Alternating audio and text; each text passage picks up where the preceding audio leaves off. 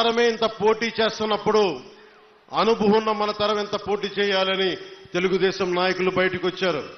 కేంద్రం మనకు అండగా ఉండి మనం ఎంకెంత బాగా పనిచేయాలని చెప్పి భారతీయ జనతా నాయకులు అందరం కలిపి ఈ రోజు వచ్చి 164 స్థానాల్ని బలంగా గెలుచుకొని ఒకటే అన్నారు కదా మనల్ని, నువ్వు అసెంబ్లీలోకి ఎలా అడుగు పెడతావో మేము చూస్తాం.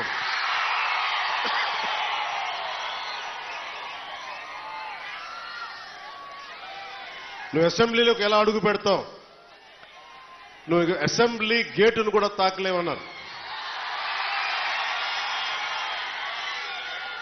నేను ఎంత సీరియస్ గా తీసుకున్నా నాకు తెలియదు, నేను విన్నా వదిలేశా. కానీ మీరు ఇచ్చిన విజయం పిఠాపురంలో మీరు చాలా సీరియస్ గా తీసుకున్నారు. మా వర్మ గారు చెప్పారు, గేటు నెట్టుకొని రావడం కాదు,